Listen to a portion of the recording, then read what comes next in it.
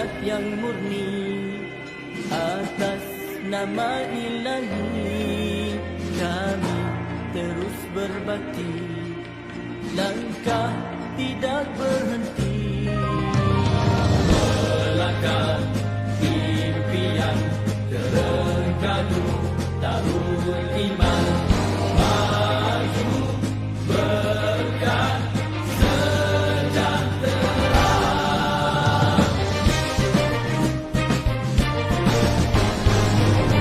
Maju terenggalu maju di bawah suluhan wahyu, rakyat berdaya saing, kita gerak seiring, tiada yang ketinggalan kerana adil pengagihan, juga seimbang tumpuan, bersama kita buktikan berkat bumi ini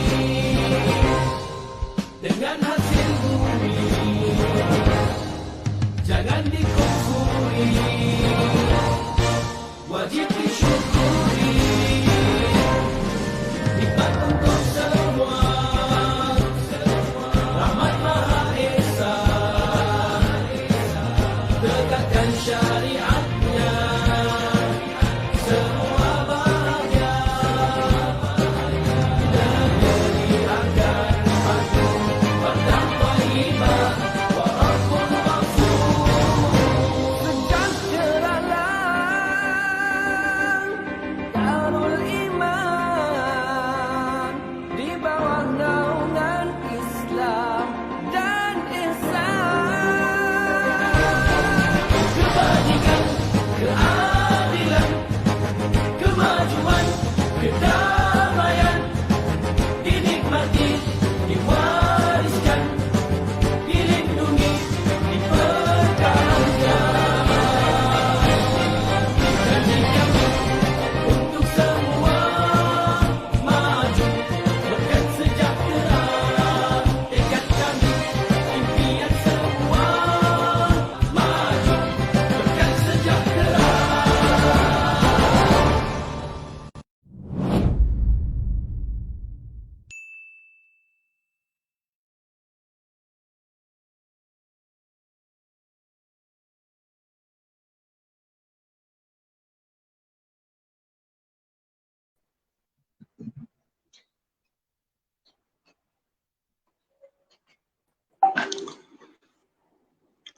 أعوذ بالله من الشيطان الرجيم. بسم الله الرحمن الرحيم.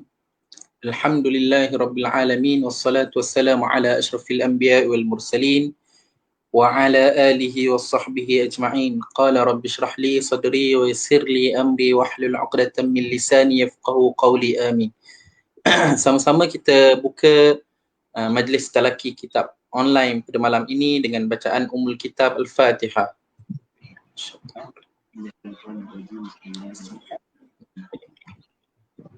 لله رب العالمين الرحمن الرحيم مالك يوم الدين إياك نعبد وإياك نستعين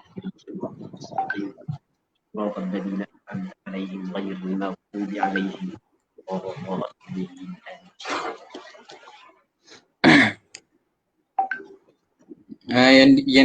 Yang dihormati Al-Fadhil Ustaz Abu Usamah, pengajar kita pada malam ni, dan Alhamdulillah sekali lagi kita dapat lagi bersiarang untuk menyambung bacaan talaki kitab online sama Da'i dan Buluh Gading. Jangan lupa untuk sahabat-sahabat semua pakat like, share dan nyatakan kualiti siaran di tempat anda supaya kita boleh tengok, cek kalau ada kekurangan kita boleh baiki di peringkat urus dia. Jadi tanpa melengahkan masa lagi, saya menjemput Al-Fadhil Ustaz untuk menyambung bacaan kitab kita. Falyatafaddal mashkura. Assalamualaikum warahmatullahi taala wabarakatuh. أعوذ بالله من الشيطان الرجيم. بسم الله الرحمن الرحيم. الحمد لله رب العالمين، والصلاة والسلام على أشرف الأنبياء والمرسلين وعلى آله وصحبه أجمعين. Okay. اللهم رب اشرح لي صدري ويسر لي أمري واحلل عقدة من لساني يفقه قولي ولا حول ولا قوة إلا بالله العلي العظيم. اللهم انفعنا بما علمتنا وعلمنا ما ينفعنا وعلمنا ما جهلنا وذكرنا ما نسينا.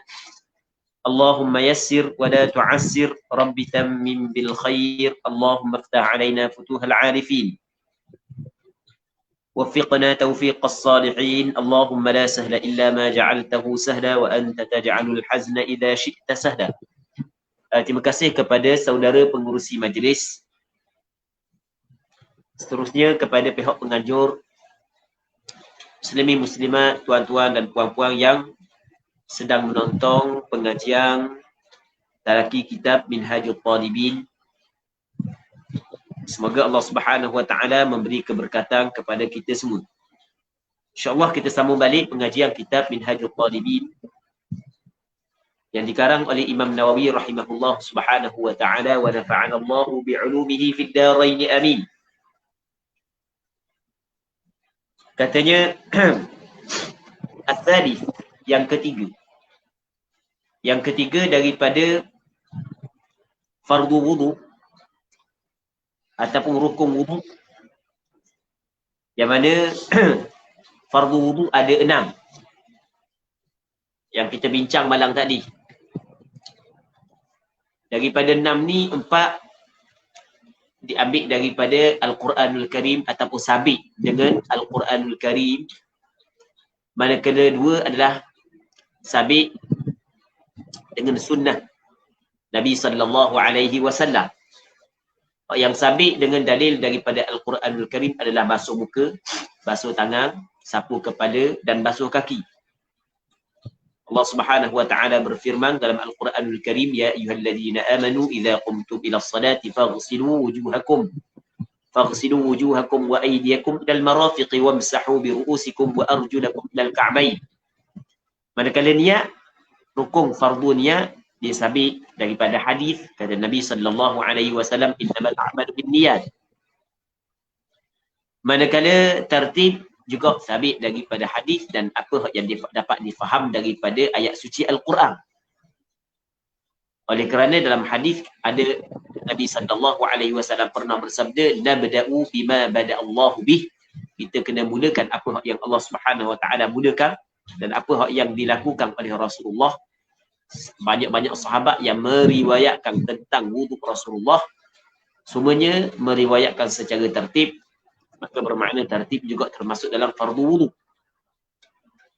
Jadi fardu wuduk yang ketiga, muslimin muslimat yang dirahmati oleh Allah Subhanahu wa taala, adalah ghaslu yadayhi ma'a mirfaqaihi.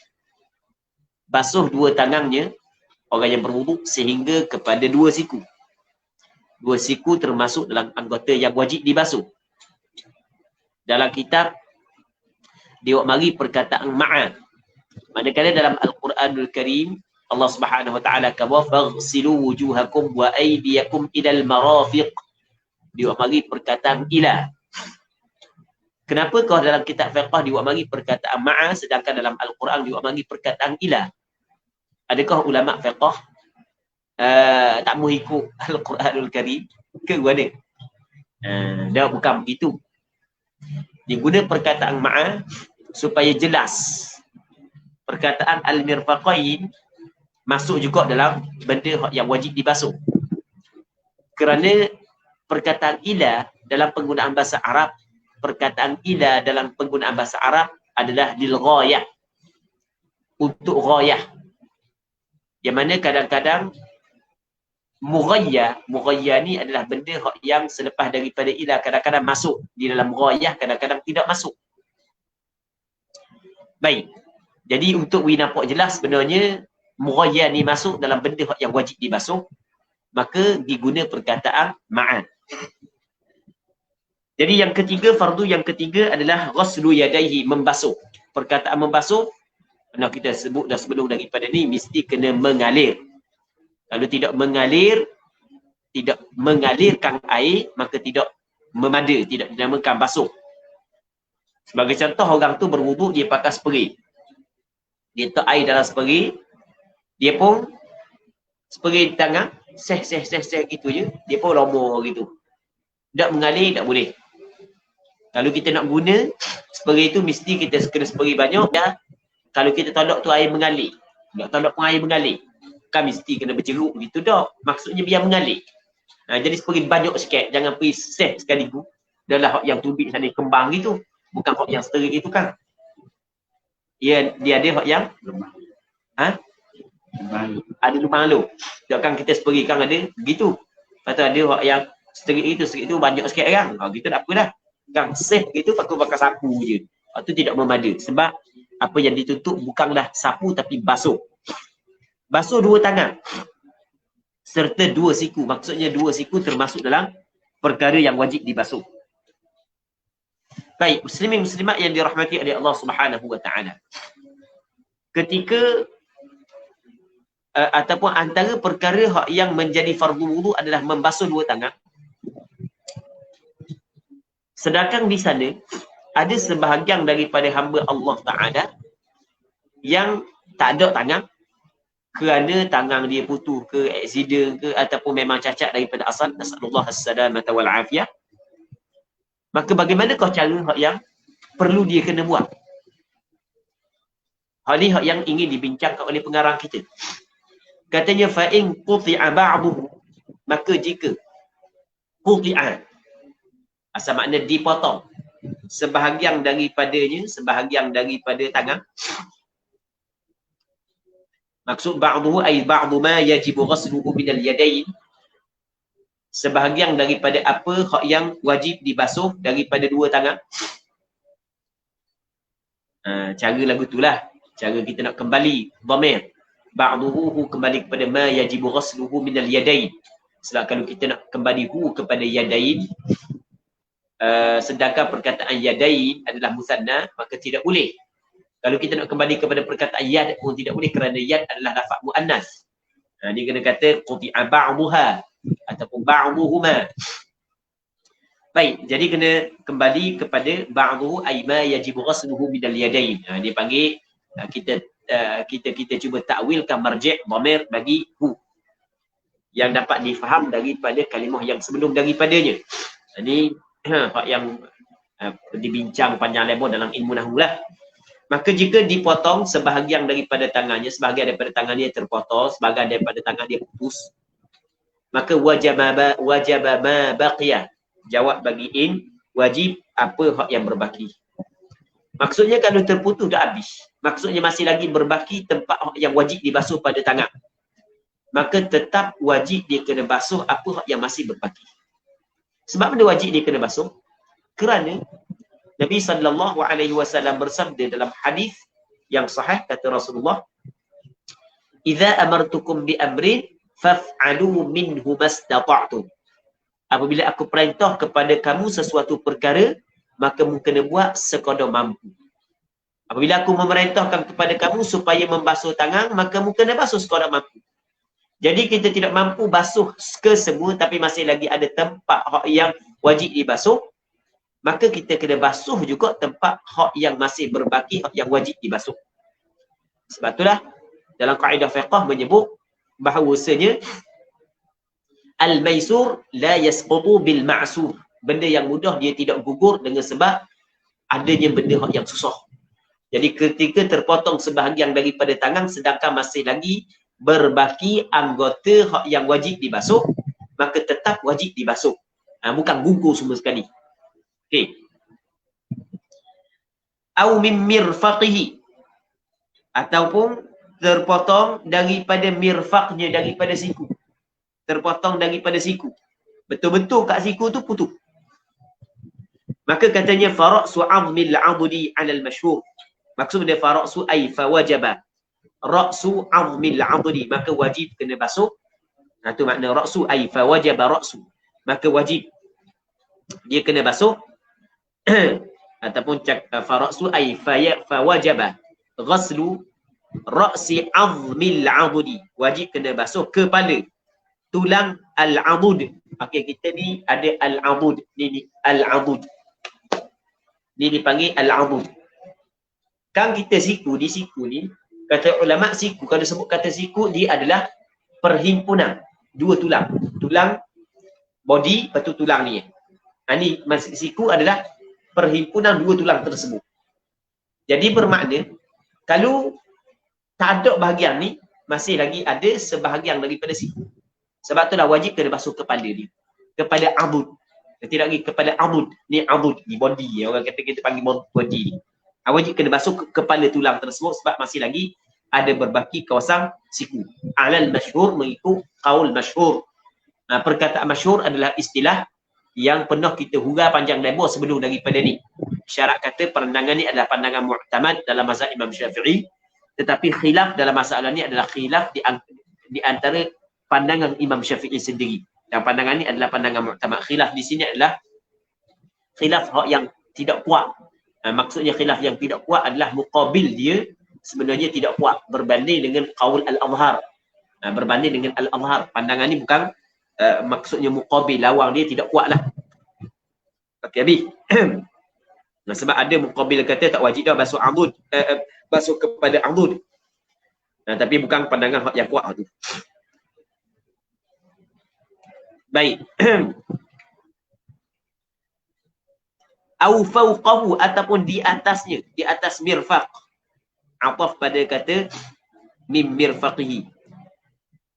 Maksudnya dipotong daripada bahagian atasnya, atas bagi mirfaq, atas itu.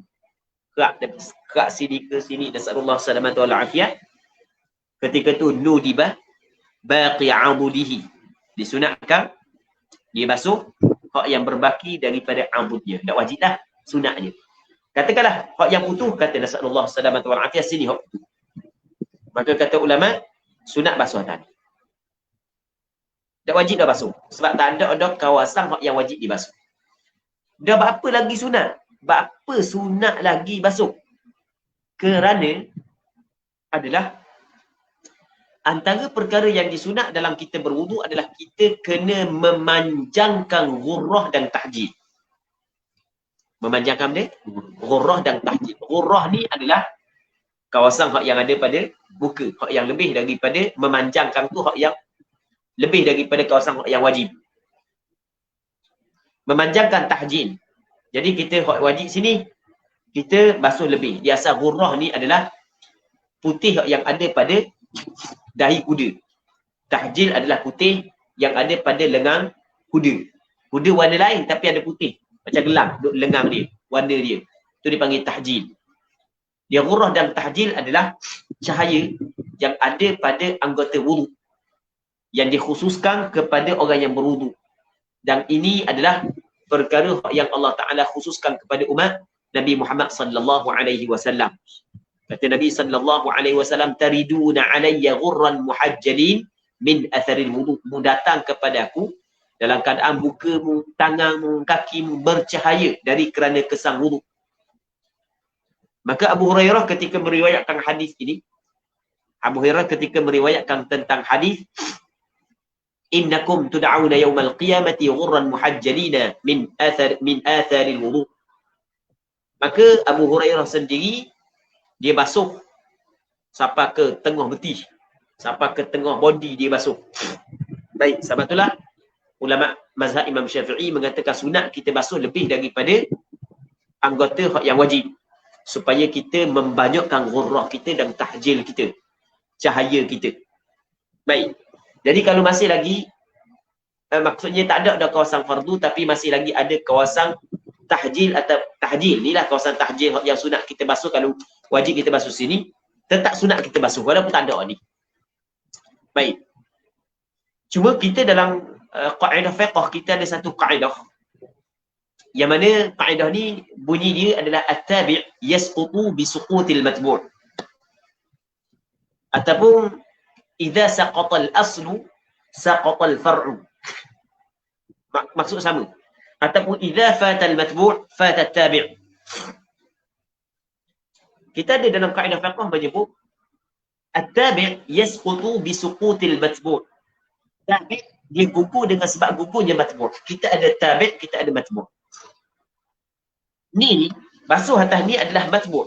benda hak yang diikut. Bukan. Basuh atas ni dipanggil tabi', yang mengikut. Hak yang diikutnya matbu' ni dia ni. Hak asal ni. Hak ni bukan asal. Hak ni adalah tabi' bagi sini. Kenapa kan? Dalam kaedah fiqh menyebut tabi' dia gugur. Ni tabi' ni, dia tabi' ni. Tabi' ni makna yang mengikut. Diikut mana?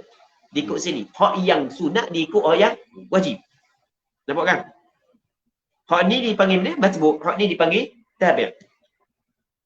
Dalam kaedah fiqh menyebut at-tabi' yasqutu bi suqutil matbu'. Tabi' ni dia gugur dengan gugurnya matbu'. Ketika gugur basuhan wajib, sepatutnya gugur juga basuhan ni. Kalau mengikut kaedah tu. Okay, boleh faham tak? Ataupun idza fatal matbu' fatat tabi', apabila lupa matbu', lupa ni, maka lupa juga ni.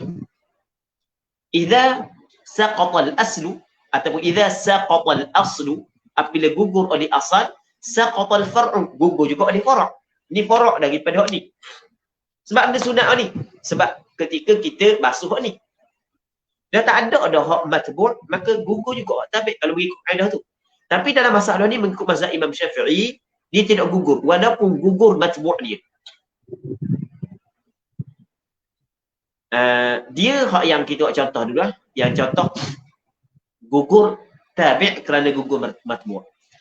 Perempuan, tengok perempuan yang datang haid. Perempuan yang datang haid tidak boleh dia sembahyang. Fardu, zuhur, asar, maghrib, isyak tak boleh sembahyang. Nanti lepas daripada dia mengalami suci, maka tidak wajib dia qada. Tidak wajib dia qada. Bahkan tidak disunat pun dia qada. Okey, boleh faham? Adakah sunat dia qada sembahyang sunat rawatib? Boleh faham tak? Amin. Tak faham? Orang yang tinggal sembahyang sunat rawatib. Tadi contoh lepas daripada sembahyang isyak dak sembahyang sunat isyak. Esok baru ingat. Sunat dak qada? Sunat qada. Sembahyang sunat rawatib sunat qada. Rasulullah pernah qada sembahyang sunat rawatib zuhur dalam waktu asar. Nampak? Cuma ketika orang puang ni datang haid, maka gugur kewajipan sembahyang fardu. Adakah wajib dia qada sembahyang fardu dulu? Wajib dari qada? Tak wajib. Sunat pun tak. Tak perlu qada. Manakala sembahyang sunat rawatib, adakah sunat qada? Tak juga. Sebab dia? Sebab sembahyang sunat rawatib adalah tabi' kepada sembahyang fardu. Ketika gugur matbu', maka gugur juga tabi'. Okey, nampak? Okey, itu kaedah idza saqata ataupun at-tabi' yasqutu bi suqutil matbu'. Tapi dalam masalah ni, walaupun matbu' gugur, tabi' tidak gugur. Kerana dia ada berbeza dengan masalah nu dan masalah ni. Masalah ni gugur matbu' kerana ta'adzur. Memang tak ada, tak boleh buat langsung. Gugur matbu' kerana ta'adzur. Apabila gugur matbu' kerana ta'adzur, maka tabi' dia tidak gugur. Sebagai contoh lain adalah orang tu dia buat umrah. Antara rukun umrah adalah kena bercukur ataupun bergunting. Tiba-tiba dia memang tak ada rambut. Habis tak ada. Licin. Macam lapu tu. Contoh. Okey, boleh faham. Jadi boleh tak dia nak cukur? Tak boleh. Nak gunting boleh tak? Tak boleh. Maka gugur lagi ya? Gugur kan? Gugur, bercukur dan bergunting bagi dia. Lepas daripada selesai dah tahallul dah dia. Tapi dalam mazhab Imam Syafi'i tetap sunat dia ambil pisau lalukan di atas kepala. Walaupun matbu' gugur tapi tabi' tetap tidak gugur. Kerana gugur matbu' di sini adalah kerana ta'adzur. Bukan kerana rukhsah. Nampak? Baik. Ar-Rabi' yang keempat. Yang keempat daripada fardu wudu adalah musamma mashin li basharati ra'si. apa yang dinamakan sebagai sapu bagi kulit kepalanya. Okey, apa yang dinamakan? Berapa dia kata musamma? Asal kata nama sapu. Tak apa dah. Apa yang dinamakan sebagai sapu bagi kulit kepalanya. Nah, kita tengok, kita kena tahu mana hak kepala. Kulit kepala, asal kata nama sapu saja, maka sudah memadai. Tidak disyaratkan sapu keseluruhan. Yang penting musamma mashin. Asal yang dinamakan sapu. Dia sapu ni maksudnya biar basuh. Biar basuh. Ataupun biar kena air. Cakap kita biar kena air. Au sya'rin fi haddi, ataupun rambut yang ada dalam hak kepala. Sama ada sapu di atas kulit ataupun sapu di atas rambut, tapi dengan syarat rambut saat itu berada dalam hak kepala. Kalau rambut tu akor dia duduk dalam kepala, tapi kalau kita tarik dia akan keluar daripada hak kepala, hak keluar daripada hak kepala, tidak boleh kita sapu. Sebab malam kita kata dah mabna taharah ataupun mabna wudu ala al-ihtiyat. Wudu ni diasaskan di atas mengambil langkah berhati-hati. Wal asahu, mengikut kaul asah, jawazu ghaslihi, harus basuhnya kepala. Apa yang dituntut adalah sapu. Tapi kalau seorang tu basuh, hukum dia adalah harus. Maksud harus ni memadai. Kerana basuh sebenarnya ada sapu dan lebih daripada sapu. Sapu dan ziyadah. Okey, nampak kan? Sapu dan lebih daripada sapu. Cuma dia menyalahi sunnah je. Menyalahi sunnah. Walaupun harus, walaupun memadai, tapi menyalahi sunnah. Dan begitu juga wa wad'il yadi bila maddin. Dan kaul yang asah, pandangan yang asah adalah harus meletakkan tangan bila maddin tanpa tarik. Maksudnya letak je tangan. Tak tarik langsung. Kan kita ambil air, letak tangan. Adakah ambil air mesti kena gerakkan tangan ataupun cukup ambil air, letak je tangan? Kata ulama, kaul yang asah, letak pun apa dah. Baik. Al-khamis, yang kelima. Ghaslu rijlaihi ma'a ka'baih. Basuh dua kakinya serta dua buku lali. Dan segala benda yang ada di atas kaki, daripada bulunya, kulitnya, wajib kena basuh belaka. As-sadis, yang keenam. Yang keenam adalah tartibuhu hakadha. Tertibnya fardhu wudu hakadha, seperti ini. Jadi kita kena mula basuh muka, lepas tu basuh tangan, sapu kepala, basuh kaki. Kena ikut tertib. Jadi kita tidak boleh berpindah kepada anggota yang selepas, melainkan setelah daripada sempurna anggota yang sebelum. Jadi silap. Betul lah. Jadi kalau kita tak selesai lagi anggota sebelum, tiba-tiba kita basuh yang kediam, dia nak jadi lagi sebab tidak ada tertib kan? Boleh juga gitu, kita buat tertib. Jadi seterusnya, walau ightasala muhdithun fal asahu annahu in amkana taqdiru tartibin bi an ghaqasa wa makatha sahah. Sekiranya mandi oleh orang yang berhadas kecil, mandi. Sekarang ni kita kata antara fardu wudu adalah tertib. Pandangan mu'tamad, pandangan mazhab Imam Syafi'i, fardu wudu adalah tertib. Walaupun ada sebahagian ulama mengatakan tertib tidak termasuk dalam fardu. Tapi mazhab Imam Syafi'i dikata tertib adalah fardu wudu. Dalilnya adalah dapat difaham daripada ayat Al-Quran itu sendiri. Kerana Allah Ta'ala kata, apabila mu nak bangun kepada sembahyang, mu kena basuh muka, basuh tangan, sapu kepala, basuh kaki. Dalam penggunaan bahasa Arab adalah dia akan mengumpulkan benda yang sejenis pada satu tempat. Tiba-tiba di sini Allah Ta'ala memisahkan di antara benda yang sejenis dengan benda yang lain. Basuh muka, basuh tangan, sapu kepala, basuh kaki. Jadi basuh sapu kepala diletakkan di celah-celah benda yang sejenis. Maka dia tidak akan memisahkan benda yang sejenis dengan perkara yang lain, melainkan kerana ada tujuan, ada faedah. Dan faedah di sini adalah tertib. Dan Rasulullah sallallahu alaihi wasallam ataupun para sahabat Rasulullah, ramai-ramai para sahabat Rasulullah yang meriwayatkan hadis tentang sifat wuduk Rasulullah semuanya menceritakan secara tertib. Rasulullah sallallahu alaihi wasallam ambil muka dulu, basuh muka dulu, tangan, kepala, bahu kaki. Maka sebab itulah wajib tertib. Okey, katakanlah orang tu mandi. Dia menyelam. Lepas tu dia niat berwuduk. Adakah memandai wuduk dia ataupun tidak?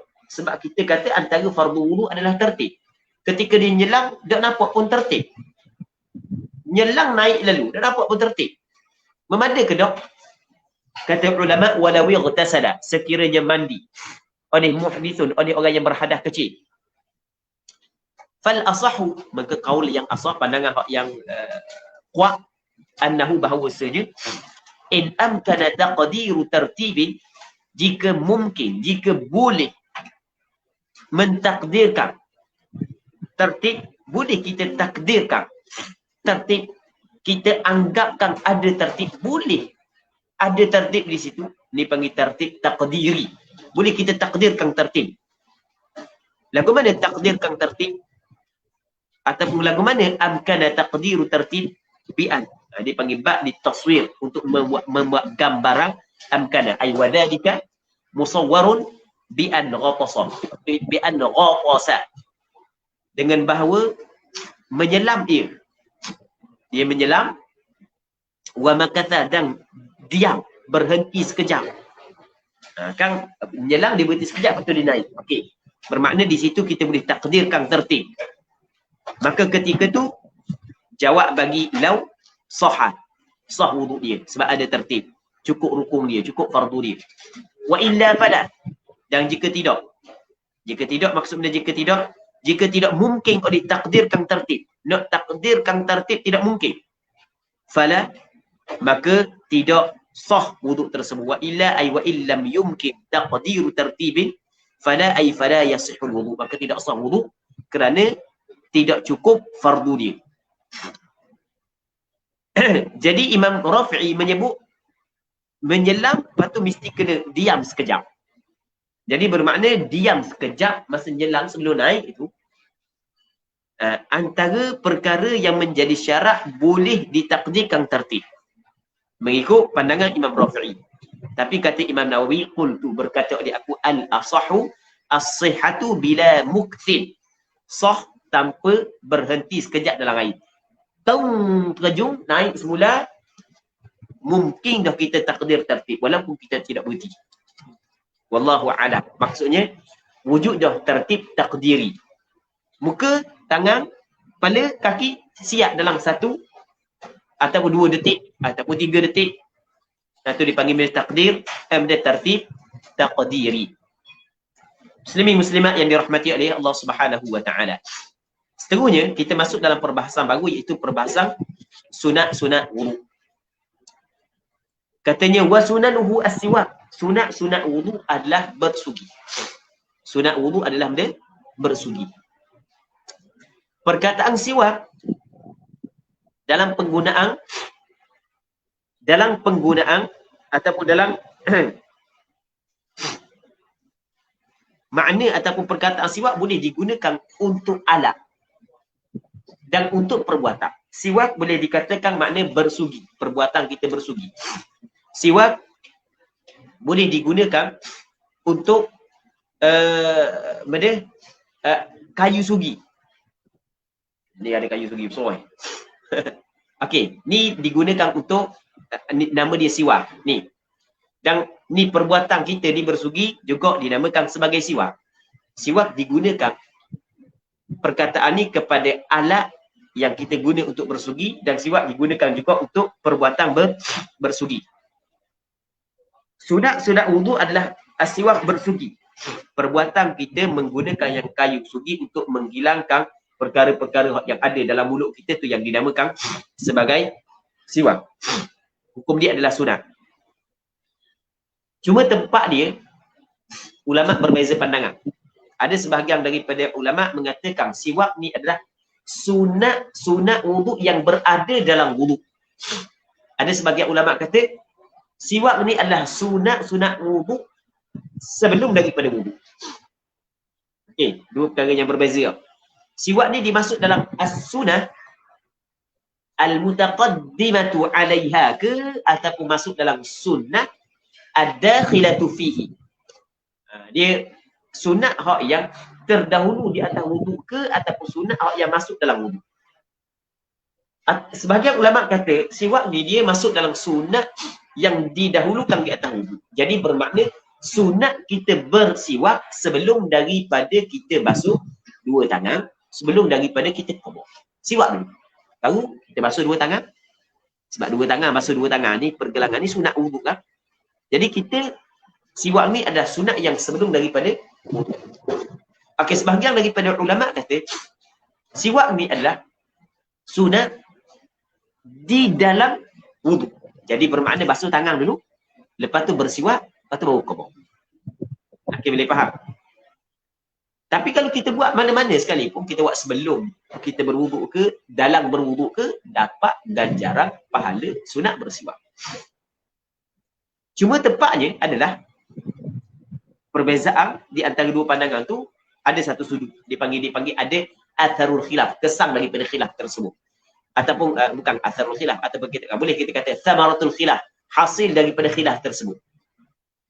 Atau pandangan yang mengatakan siwak adalah sunat sebelum daripada berwuduk, maka orang yang bersiwak untuk berwuduk dia kena niat. Perbuatan bersiwak ni adalah untuk berwuduk. Baru dapat pada sunat bersiwak untuk berwuduk. Okey, jelas kan? Tetapi kalau siwak ni adalah sunat yang di dalam berwuduk, maksudnya masa dibasuh tangan tu dia niat dah melakukan sunat wuduk, maka nanti dia bersiwak kalau dia niat sunat wuduk sekalipun dia dapat secara automatik. Okey, nampak? Sebab dia niat ni adalah pada permulaan, maka hak yang berlaku selepas tu tidak niat sekalipun dia masuk. Maksudnya benda hak yang dibuat selepas daripada tu dimasuk dalam niat yang pertama. Situ je. Samaratul khilaf ni. Itu benda penting juga yang perlu kita kena tahu. Siwak ardon. Ardon ni melentang. Dia ardon lebar, pul panjang. Kan gigi kita gitu. Ini pul gigi kita. Ni kan kita siwak gitu kan. Kita siwak gini. Bukan gini. Dia sunat siwak begini. Bukan gini. Sebab gini takut rosak gusi. Gini. Dia gini. Bersiwak ta'alluq pada bersiwak bikulli ba'lil alah, kerana majrur bagi ba' adalah alat kepada muta'allaq dia. Alat kepada siwak dengan setiap benda yang kasar. Benda yang licin nak siwak warna maksudnya tak tanggal lah. Kita nak menanggalkan kotoran yang ada dalam mulut kita, mesti kena guna benda yang kasar. Dan sebaik-baik siwak adalah dengan kayu arak. Ni kayu arak nama dia. Bukan agak tu, agak minum lain. Ni nama dia kayu arak. Ni yang paling baik sekali. Adakah memada bersiwak dengan jari? Laku khilaf. Pandangan mu'tamad mazhab Imam Syafi'i tidak memadai. La usbu'ihi boleh. Dia boleh baca beberapa baris. Tidak anak jarinya fil asah, mengikut kaul asah. Muqabil asah dia kata jari pun memadai. Yang penting jari kasar. Baik. Jadi kalau orang nak guna juga, cara dia adalah ambil kain, tak jari. Satu jelas lah. Bukan dengan jari, dengan kain. Kain, jari. Wa yusannu, dan disunatkan juga kembali kepada yusannu siwak di solati untuk sembahyang. Sunat untuk sembahyang. Hak yang masalah bersiwak, kalau sekiranya orang tu lupa untuk bersiwak pada sebelum daripada berwudu ataupun lepas daripada dia basuh tangan, dia boleh bersiwak di tengah-tengah wudu. Tak ada masalah, boleh dia bersiwak di tengah wudu. Jadi kalau lepas daripada wudu dah, habis dah. Dah lepas daripada wudu dah, tak ada dah. Maksudnya siwak tu tetap sunat, tapi bukanlah termasuk dalam sunat wudu. Wa yusannu siwak di solati untuk sembahyang. Ni dipanggil sambil-sambil lah hiasan nak cerita sunat wudu. Dah cerita bab siwak dah, mari bab lain pun yang berkait dengan siwak.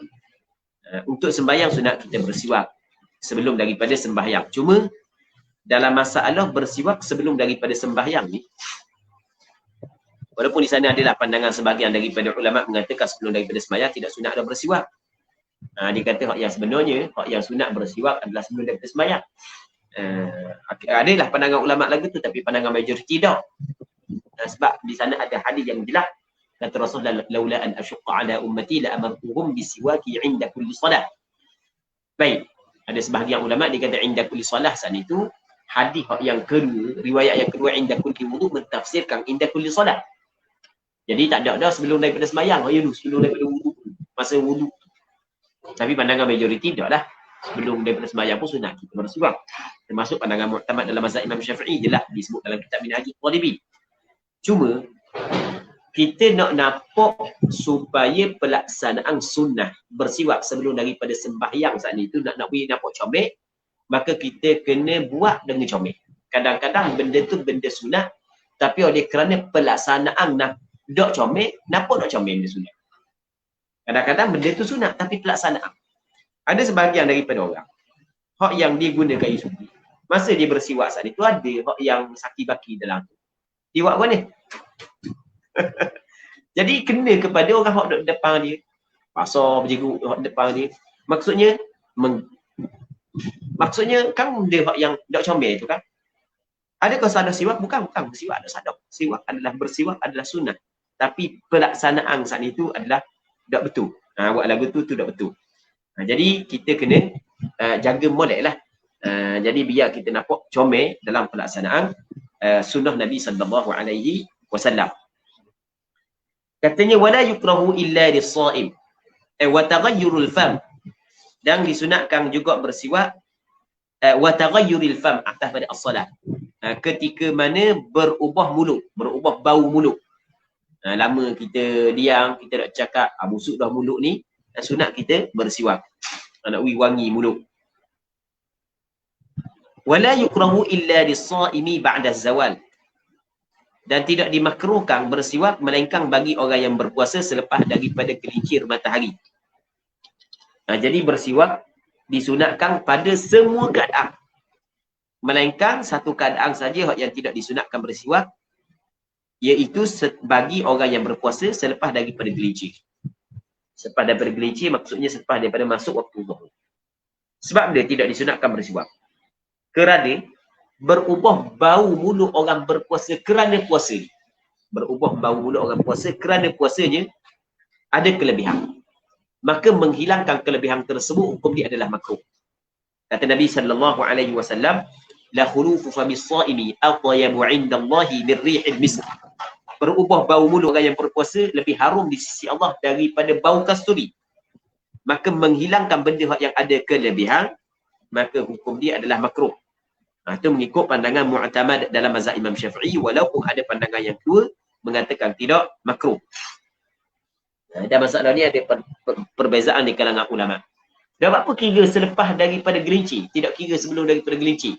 Kerana kebiasaannya berubah bau mulut kerana berpuasa adalah berlaku selepas daripada gelincir, sebab lama dah makan. Manakala sebelum daripada gelincir, kalau bau tu kebiasaannya adalah bau mulut kerana makanan yang dimakan pada waktu sahur. Sebab itulah kalau sekiranya, di pandangan mazhab Imam Syafi'i, bukan pandangan yang disepakatilah. Kalau sekiranya orang tu dia dak sahur, jadi bau mulut pada dalam pukul 10 pagi saat itu bukan kerana makanan, bukan kerana lain, bukan kerana dia berpuasa, maka makruh juga dia menghilangkan bau tersebut. Baik. Itu yang pertama. Yang keduanya, di sana ada hadis yang diriwayat oleh Imam Hasan bin Sufyan dalam kitab Musnadnya. Antara tokoh hadis yang mempunyai kitab hadis, nama dia Imam Hasan bin Sufyan. Dia ada kitab Musnad Imam Hasan bin Sufyan. Yang mana dalam hadis yang diriwayat oleh Imam Hasan bin Sufyan dalam kitab Musnad dia, yang hadis ni dinilai hasan oleh Imam Abu Bakar bin As-Sam'ani dalam kitab Al-Amali dia. Yang mana hadis ni diriwayat daripada Sayyidina Jabir bin Abdullah. Yang mana Sayyidina Jabir mengangkatkan hadis ni kepada Rasulullah secara marfu'. Nabi SAW bersabda, "U'tiyat ummati fi syahri Ramadan khamsan." Diberikan kepada umat aku dalam bulan Ramadan 5 perkara.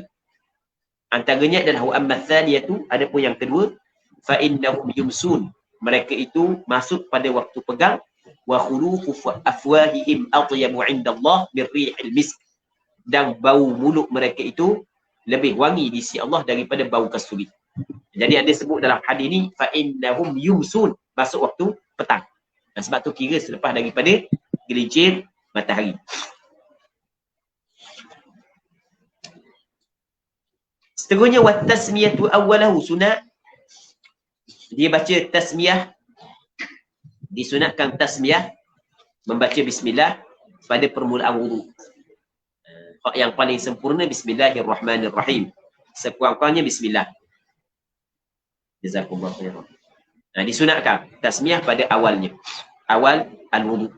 Bagi orang yang tidak ingat baca bismillah ataupun sengaja dia tidak baca bismillah pada permulaan, maka sunat dia membaca bismillah pada pertengahan, kerana qiyas dengan orang yang tertinggal baca bismillah ketika makan. Sebab masalah makan ni memang jelas disebut dalam hadis. Kata Nabi sallallahu alaihi wasallam, "Idza akala ahadukum falyadhkur ismallahi ta'ala." Apabila makan seorang di kalangan kamu, maka hendaklah dia menyebut nama Allah Taala, baca bismillah. Fa in nasiya an yadhkurallaha ta'ala fi awwalihi falyaqul bismillahi awwalahu wa akhirah. Kalau dia lupa untuk baca menyebut nama Allah pada permulaan makan, maka hendaklah dibaca bismillah awwalahu wa akhirah. Hadis riwayat Imam Tirmizi dalam kitab sunannya.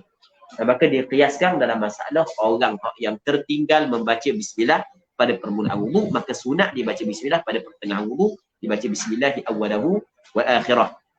Baik. Tapi kalau habis dah wudu, maka tidak sunat dah dia baca bismillah.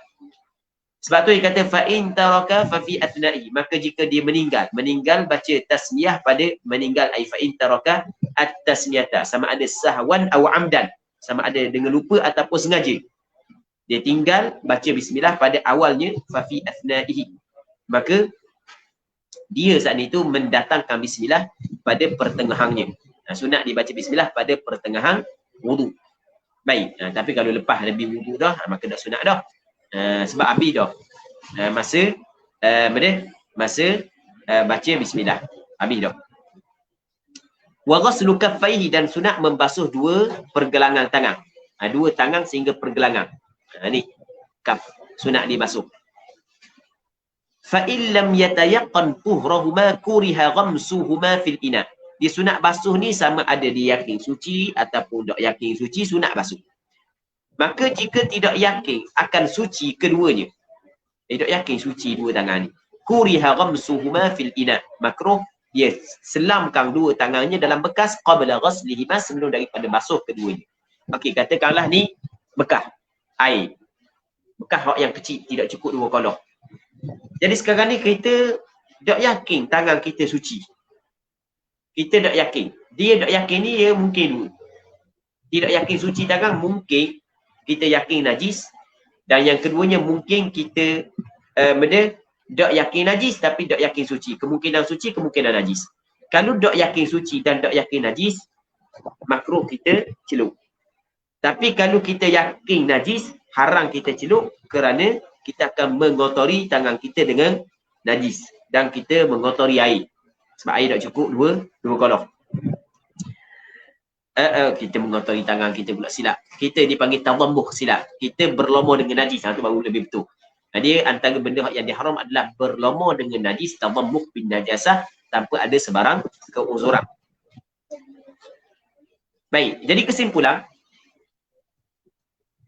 kita kalau pakai paip tak adalah isu ni. Ni masalah kalau kita tak pakai paip, kita nak celup tangan, nak ambil air untuk berwuduk di luar. Sedangkan air itu tak cukup dua kolong. Tangan kita yang pertama yakin suci. Kalau yakin suci tak ada masalah. Tak makruh kita celup walaupun sebelum daripada kita basuh tangan. Yang keduanya adalah yakin najis, haram kita celup sebab membawa kepada tadammuh bin najasah. Yang ketiganya adalah tak yakin suci, tak yakin najis, makruh kita celup. Baik. Sebab ada makruh kita celup, sebab Rasulullah boleh gitu. Kata Rasulullah, Allah Rabbi, idza staiqadha ahadukum min nawmihi, tengok apabila bangun seorang di kalangan kamu daripada tidurnya, fala yaghmis yadahu fil ina, jangan dia selang tangan dia di dalam bekas. Jangan dia selang tangan dia dalam bekas qabla an yaghsilaha 3 marrat, sebelum daripada basuh 3 kali. Sebab dia fa innahu la yadri aina batat yadu. Sebab dia tak tahu masa malam tadi di mana, masa dia tidur saat ni tu di mana tangan dia, tak tahu. Mungkin tangan dia duduk kat kemaluan, mungkin tangan, tak tahu tangan dia duduk di mana. Dia kita tak yakin najis dihukumkan suci. Tak yakin najis. Tetapi oleh kerana ada kemungkinan tangan kita kena najis, sebab itulah Rasulullah tidak benarkan celup tangan dalam air yang sedikit. Oleh kerana kata Rasulullah, fala yaghmis, jangan celup, mereka kena basuh 3 kali. Kata ulama, ketika ada syok najis, tidak yakin suci, ketika tu makruh celup dalam bekas sebelum daripada kita basuh sebanyak 3 kali, kerana difaham daripada hadis begitu. Seterusnya antara perkara yang disunatkan adalah wal madmadah. Madmadah berkomor, memasuk air ke dalam mulut. Wal istinsyaq, memasuk air ke dalam hidung. Wal azharu, pandangan yang al-azhar adalah dalam masalah madmadah dengan istinsyaq ni adalah anna faslahuma afdal.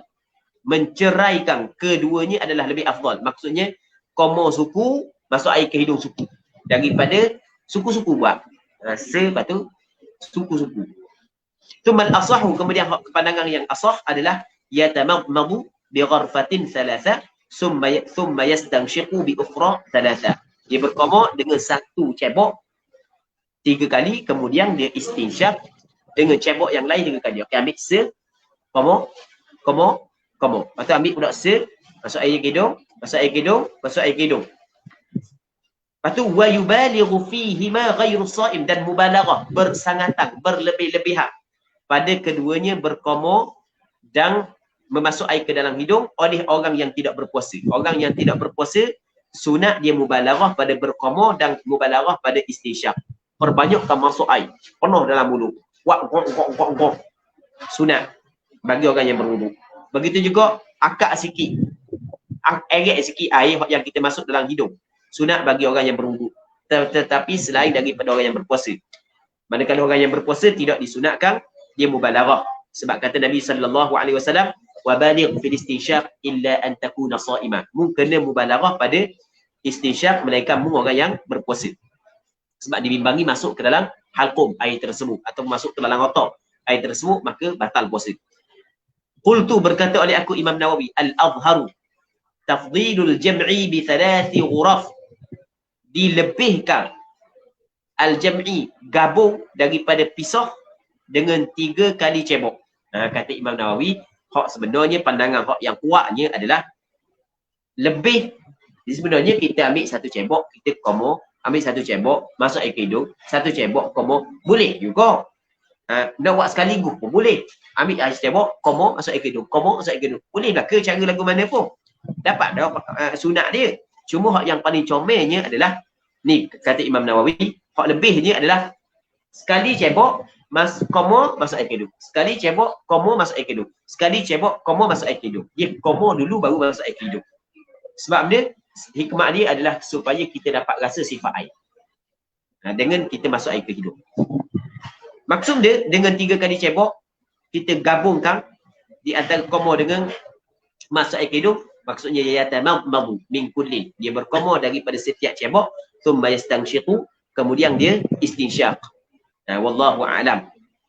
Dia berkomor daripada setiap cebok, kemudian dia istinsyaq. Wallahu a'lam. Baik.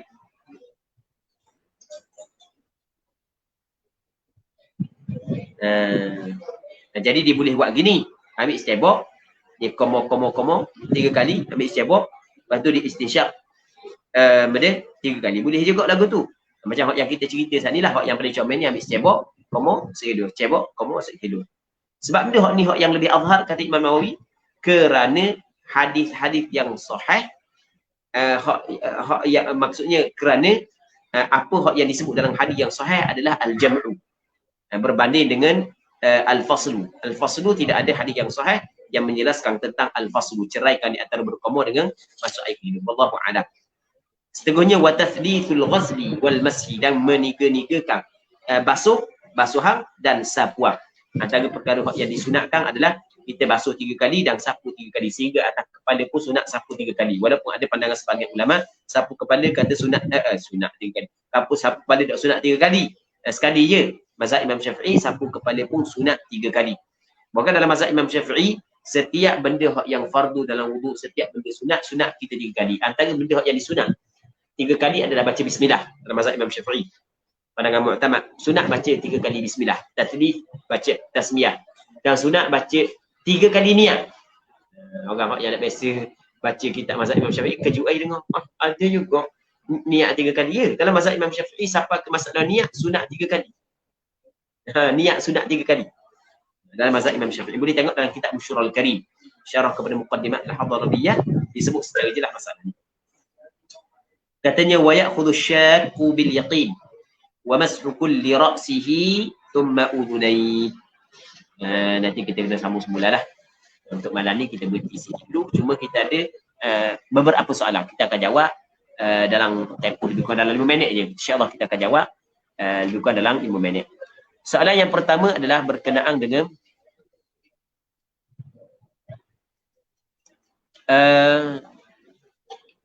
mohon penjelasan. Minta admin forwardkan kepada soalan ini kepada Ustaz Abu Usama tentang bahagian wudu. Jadi ni pertanyaan malam bagai ni. Dia minta admin atau gambar lah soalan ni. Dia kata tentang bahagian rambut yang tumbuh atas dahi. Ana kurang jelas sikit sebab sebelum ni ana pernah dengar yang rambut tumbuh di bahagian dahi tidak wajib basuh.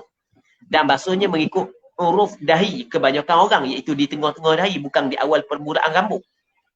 Tidak faham sikit. Sebab malam kita ada cerita bab al-ghamam. Di antara benda yang kita cerita malam adalah al-ghamam. Mawdi'ul ghamam adalah daripada muka yang kita cerita malam. Jadi dia kata mana yang kita cerita malam, kalau dahi atas dahi ni tumbuh rambut, maka dia kena basuh kena basuh juga rambut tersebut sebab dia termasuk dalam muka. Cuma dia kata yang dengar sebelum daripada ni tak wajib basuh. Baik, dia gini. Ni kita jawab secara mudah lah. Dia yang wajib kita basuh adalah muka. Muka ni sebenarnya benda muka, takrif muka. Muka ni adalah ma taqa'ul muwajahatu bih. Perkara yang berlaku oleh muwajahah, berhadapan, bertentangan, bersemuka dengannya. Maka apabila begitu takrif muka, maka ulama kata muka ni wujud dia start daripada tempat tumbuh rambut yang ghalib, yang kebiasaan. Tempat tumbuh rambut yang kebiasaan, ghalib. Ni manabitus sya'r nama dia. Hingga daripada sampai kepada muntaha al-lahyain. Tempat penghujung 2 tulang geraham. Daripada lebar dia daripada telinga ni kepada telinga ni. Jadi kira tempat tumbuh rambut ghalib. Maka ada orang tempat tumbuh rambut dia atas ni. Dahi sulur, profesor, doktor. Ada orang atas dahi pun ada rambut. Maka tempat kira yang wajib basuh tetap kira yang kebiasaan. Sini tempat permulaan benda wajib basuh. Jadi kalau tempat mula tumbuh rambut di atas ni, atas ni tak wajib basuh, tetap dia wajib basuh sini. Permulaan, maksudnya tetap wajib basuh sini. Kalau orang atas dahi tumbuh rambut juga, maka wajib dia kena basuh rambut yang tumbuh atas dahi. Kita sini atas dahi, atas ni bukan dahi dah, dia kepala kan. Ni hubung-hubung kan. Okay, ni dahi ni jabhat nama dia. Sebab itulah ulama kata mawdi'ul ghamam termasuk daripada muka. Maksudnya kalau atas dahi orang tu tumbuh rambut, maksudnya biasanya orang nak tumbuh dah situ rambut, dia tumbuh kat situ rambut. Dahi jenis pig. Sebagai contoh kan atas dahi pun tumbuh rambut, maka rambut yang ada atas dahi tetap wajib kena basuh. Itu jawapan kepada soalan tersebut. Kita ada soalan lagi berkenaan dengan soalan yang kedua, berkenaan dengan seorang berwuduk daripada sebaldi air yang tidak cukup 2 kolong. Ketika mencebok air dengan satu bekas lalu membasuh mukanya, tiba-tiba tertitik air masuk ke dalam baldi tadi. Apa air dalam baldi tersebut menjadi air musta'mal dengan sebab bercampur dengan bekas basuhan air mukanya tadi? Okey, dia sekarang tadi air ni satu baldi, tak cukup 2 kolong. Dia pun ambil air dari baldi, dia basuh muka, tiba-tiba tertitik masuk dalam. Baik, adakah air yang masuk air dalam baldi yang campur dengan air musta'mal dikirakan musta'mal? Okey, kata ulama tidak. Kerana benda yang bercampur itu sedikit. Tak ada masalah kalau titik, buah 10 titik, 20 titik, tak ada masalah. Sikit, tak ada masalah. Jangan duk was-was dalam nampak ni, tak ada masalah kalau sikit-sikit. Baik. Yang ketiganya, soalan yang ketiganya, adakah batal wudu apabila suami isteri bersentuhan? Kerana ada yang mengatakan tidak batal. Berlaku persentuhan di antara lelaki dan perempuan yang tidak ada hubungan mahram dan dewasa belaka kedua-duanya, termasuklah suami dan isteri. Kalau tidak berlapik, maka batal wudu orang yang menyentuh dan orang yang disentuh. Dan batal wudu yang kata dua-dua ni sebenarnya adalah pandangan majoriti ulama mazhab. Pandangan mazhab Maliki, pandangan mazhab Syafi'i dan pandangan mazhab Hanbali.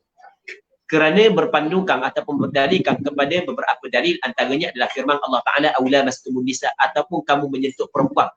Perkataan la mastumun nisa bukan makna bersetubuh, bukan makna menyentuh. Dalilnya ada riwayat yang kedua, riwayat mutawatirah ataupun qiraat mutawatirah yang kedua baca aula mastumun nisa, makna menyentuh perempuan. Baik, sebab itulah majoriti ulama mengatakan bersentuh laki-laki dan perempuan yang tidak, walaupun tidak ada penghalang, tidak berlapik, membatalkan wudu kedua-duanya. Pandangan majoriti ulama. Cuma mazhab Imam Syafi'i tidak mensyaratkan wujudnya syahwah ketika menyentuh. Manakala mazhab Maliki dan Hanbali mengatakan batal kalau ada syahwah ketika menyentuh. Kalau tak ada syahwah, tak batal. Tapi pandangan majoriti ulama kata batal apabila berlaku persentuhan antara laki-laki dan perempuan, antara suami dan isteri. Hak yang kata tak batal tu adalah mazhab Hanafi. Mazhab Hanafi, dan hak yang kata tidak batal. Dan hak yang kata batal ni pandangan majoriti ulama. Bahkan ia adalah pandangan sebahagian daripada sahabat Rasulullah, pandangan Sayyidina Umar bin Al-Khattab, pandangan Abdullah bin Umar bin Al-Khattab, pandangan Abdullah bin Mas'ud. Hak yang kata batal. Cuma hak yang kata tak batal tu ada pandangan mazhab Hanafi. Tapi pandangan hak yang kuat daripada sudut dalil adalah pandangan hak yang mengatakan batal. Pandangan hak yang kuat daripada sudut dalil. Kuat di sisi mana? Sebab dia kalau kita kata kuat tu, siapa pun dia, ulama besar mana pun kalau dia kata kuat, pandangan ni kuat, sebenarnya di sisi dia, bukan pada hakikat. Kalau pada hakikat kuatnya, maka tidak akan berlaku perselisihan. Bagaimana masih lagi berlaku perselisihan, sedangkan ulama hak yang banyak ilmu, dia lebih bertakwa kepada Allah Subhanahu Wa Taala, tiba-tiba dia tahu benda ni tidak kuat, benda ni kuat, dia ambil pandangan hak yang tidak kuat. Mana mungkin sama sekali. Kalau kita kata pandangan ni adalah kuat, maksudnya di sisi orang yang berkata, siapa pun dia, ulama mana pun dia, di sisi dia, tidak di sisi orang lain. Dan orang lain mungkin mentarjihkan pandangan lain. Kalau sekiranya hak betul pada hakikat hak dia kuat, hak selagi tidak kuat, maka tidak akan berlaku khilaf mu'tabar. Dia akan berlaku khilaf yang tidak mu'tabar. Baik. Jadi pandangan hak yang kuat jadi sisi kita, hak sungguhnya adalah pandangan hak yang mengatakan batal wudu. Hak yang sungguhnya di sisi kita. Wallahu a'lam. Jadi untuk malam ni kita berhenti sendiri dulu. Wallahu subhanahu wa ta'ala a'la wa a'lam. Sallallahu ala sayyidina Muhammad wa ala alihi wa sahbihi ajma'in. Walhamdulillahi rabbil alamin. Alhamdulillah, terima kasih kepada Al-Fadil Ustaz atas bacaan talaki kitab Minhaj At-Talibin pada malam ni. Dan sebelum kita tutup majlis, insyaAllah saya nak umumkan sekali lagi berkaitan dengan program soal jawab fiqh solat bersama dengan Al-Fadil Ustaz Abu Samah pada hari Khamis ni 10 pagi. Dan tuan-tuan boleh bertanyakan soalan secara direct di Facebook, di komen Facebook, dan insyaAllah moderator akan dimoderatorkan oleh Ustaz Hanis Roslan, Pegawai Duat Kuala Berang. Dan seterusnya program forum Ikon Da'i bersama selebriti pada 26 hari bulan Mac, Jumaat 9.30 malam di page Akademi Didik Ulama Amilin Terengganu. Panel pertama Ustaz Said Muhammad Nur Hisham dan panel kedua Biur Rahmat, dan dimoderatorkan oleh Ustaz Nur Alif Mahari. Dan tuan-tuan boleh ikuti di Facebook Live Akademi Didik Ulama Amilin Terengganu. Dan seterusnya talaki kitab Bulan Penghayatan Islam. Jangan lupa ni setiap hari pada pukul 2.30 hingga 3.30 petang. Bacaan kitab Munyatul Musalli karangan Syekh Abdullah Al-Fatani yang disampaikan oleh Al-Fadil Tuan Guru Haji Muhammad Suhaimi bin Tuan Guru Haji Al-Khalidi, Pengurusi Pertubuhan Ahli Pengajian Kitab Turas Terengganu. InsyaAllah sama-sama kita memeriahkan lagi program talaki dan program-program dakwah online di negeri Terengganu ini insya-Allah. Jadi sekali lagi saya mengucapkan terima kasih kepada Al-Fadhil Ustaz dan insya-Allah kita akan bersiaran lagi pada minggu depan pula Ustaz insya-Allah. Insya-Allah. Jadi kita akhiri majlis kita pada malam ni dengan tasbih kafarah dan suratul Asr. Subhanakallahumma wa bihamdika asyhadu an la ilaha illa anta astaghfiruka wa atubu ilaik. Allahumma salli al-insana fi kulli lailatin. Sallallahu alaihi wa sallam.